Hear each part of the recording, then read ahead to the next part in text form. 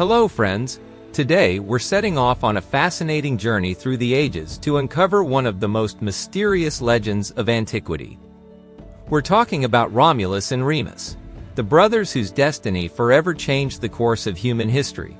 According to legend, they were the founders of Rome, a city that would become the center of a mighty empire. But how did it all begin? Why is their story filled with miracles and tragedy? And what lies behind the tale of the she-wolf who nursed two infants? All this and more in today's video. Let's dive into the era of the Eternal City's birth. The traditional account of Romulus and Remus' origin comes from ancient Roman historians like Livy. According to legend, they were the sons of Rhea Silvia, daughter of the king of Alba Longa, and the god Mars. However, modern scholars offer alternative interpretations of this myth. Interestingly, the story of the miraculous rescue of the twins has parallels in other cultures. For instance, in Greek mythology, we encounter similar tales of children nurtured by animals. This suggests that the Romans may have borrowed and reimagined much older traditions. Recent archaeological discoveries have added new details to the story. In 2007, a cave was discovered on the Palatine Hill, which some scholars identify as the Lupercal, the place where, according to legend, the she-wolf nursed the twins. While there's no conclusive proof, the existence of a she-wolf cult in ancient Latium is supported by numerous artifacts. The linguistic aspect is also worth noting. The Latin word lupa could mean both she-wolf and prostitute. This has led to an alternative theory that the twins may not have been raised by a wild animal, but by a woman of ill repute, possibly the wife of the shepherd Faustulus. Thus, behind the beautiful legend may lie a complex synthesis of historical facts, religious beliefs, and cultural borrowings. Every new archaeological find forces us to rethink our long-held assumptions about the origins of Rome. According to the classical version by Livy, the infants were thrown into the Tiber, but their basket washed ashore at the base of the Palatine Hill. However, modern research shows that in the 8th century BCE, the Tiber's current was too strong for such a rescue to be plausible, casting doubt on the realism of the legend. It's possible the story softens a more brutal ritual, or emphasizes divine protection over Rome's future founders. The cult of the she-wolf genuinely existed among the Italic peoples. Archaeologists have found bronze depictions of she-wolves dating as far back as the 9th century BCE. However, the image may not be purely literal. Some historians believe that the she-wolf symbolized a tribal group that took the children under its protection. For example, it could have been the Etruscans or Sabines, among whom the wolf was associated with martial valor. According to the myth, the twins were raised by a shepherd named Faustulus, whose name means fortunate, which aligns with the role of shepherding communities in early Latium. Interestingly, Plutarch offers an alternative version. The children were nursed not by a she-wolf, but by a woman named Acca Laurentia, nicknamed Lupa, which can mean either she-wolf or prostitute. This may have been a later rationalization of the myth. Thus, the legend of Romulus and Remus's rescue blends folklore motifs, religious beliefs, and possible historical realities, gradually evolving into a symbolic tale of Rome's birth.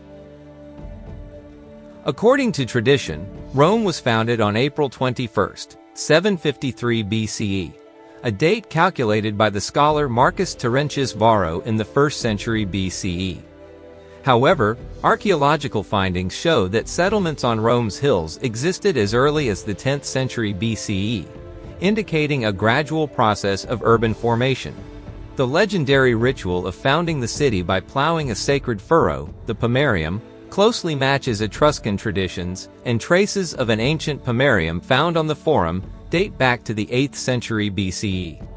The conflict between Romulus and Remus, which ended in fratricide, likely reflects real tensions between different tribal groups involved in Rome's early development. Some scholars interpret this as an echo of struggles between Latin and Sabine communities. Interestingly, in early versions of the legend, Remus was not killed by his brother, but died in a clash with royal attendants. The fratricide version appeared later, perhaps to underscore the harsh necessity involved in founding a state. The brothers' argument over the site of the city, where Romulus saw 12 vultures and Remus only 6, highlights the important role of augury, divination by birds, in ancient Roman tradition. Remus's death after stepping over the sacred boundary of the future city may symbolize the inviolability of established order. This myth weaves together the historical realities of urbanization with deep symbolism of authority and sacred law. The question of Romulus's historicity continues to spark scholarly debate. While ancient authors unanimously name him as Rome's first king, the lack of contemporary written sources leads researchers to treat such claims with skepticism. Notably, the list of Rome's 7 kings follows a clear symbolic structure. Each monarch represents a specific phase of state building, suggesting that Romulus may be a composite figure symbolizing the formation of Roman statehood. Recent archaeological discoveries, including a 6th century BCE sarcophagus uncovered in 2020 in the Roman Forum, associated with the cult of the city's founder, have reignited discussions about a real prototype behind the legendary king. Linguistic analysis is also revealing. The name Romulus is clearly linked to the name of the city, Roma, which suggests it may have been a titular or cultic name rather than that of a historical individual. Therefore, the figure of Romulus is most likely a complex synthesis of historical memory from Rome's early period, mythological imagery, and ideological constructs developed to legitimize the sacred status of the eternal city and its institutions of power. The cult of Romulus played a significant role in Roman ideology throughout history. It was especially prominent during the reign of Augustus, who portrayed himself as a new founder of Rome. Coins and monuments from that era clearly reflect this continuity. The Lupercalia festival, honoring the she-wolf, persisted in Rome until the late 5th century CE. Christian authors, including Augustine of Hippo, actively debated this cult, indicating its deep roots in popular tradition. Modern research shows that the myth of Romulus and Remus continued to influence European culture in later periods. From Dante to Machiavelli, from Shakespeare to modern filmmakers, this story remains a powerful source of inspiration, reinterpreted in every historical era. So, was Romulus a real founder of Rome? It all depends on how we interpret the ancient sources. This legend is a fascinating blend of myth and possible historical events, reflecting the complex process of a great civilization's birth.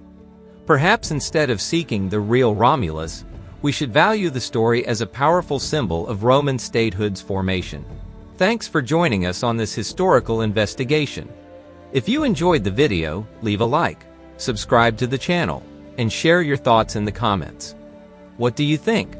Was Romulus a real person or a symbolic figure? We look forward to your opinions and an engaging discussion.